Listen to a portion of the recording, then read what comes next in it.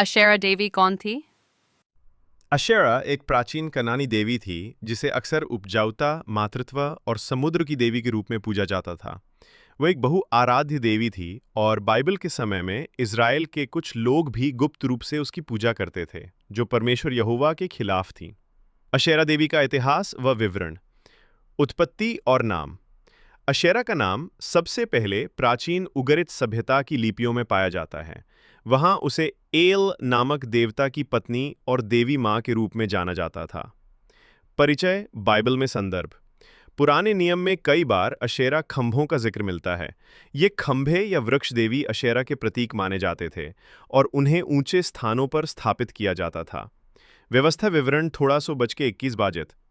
तू अपने लिए कोई अशेरा का खंभा किसी वेदी के पास न बनाना।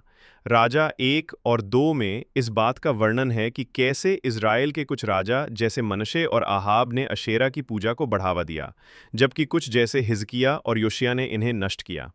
आराधना की विधि। लोग लकड़ी के खंभे या पेड़ की आकृति को देवी का प्रतीक मानते थे।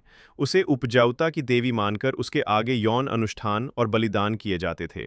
यहोवा की उपासना में अशेरा की मिलावट को एक घोर पाप माना गया था। यहूदी और मसीही दृष्टिकोण। यहोवा ने अपने लोगों को केवल उसकी उपासना का आदेश दिया था। अशेरा की पूजा मूर्ति पूजा के अंतर्गत आती थी और ये यहोवा के विरुद्ध एक विद्रोह था। अशेरा देवी का चित्रण। ध्यान दें, बाइबल में अशेरा का कोई प्रत्यक्ष चित्र नहीं है, क्योंकि वो मूर्ति पूजा की देवी थी। लेकिन प्राचीन खुदाइयों और मूर्तियों के आधार पर आधुनिक चित्रण उपलब्ध हैं।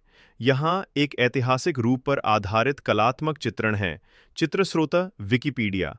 यह एक प्राचीन कनानी अशेरा की मूर्ति है, आयरन एज की खुदाई में मिली थी। निष्कर्ष। अशेरा एक प्राचीन मूर्ति पूजक देवी थी।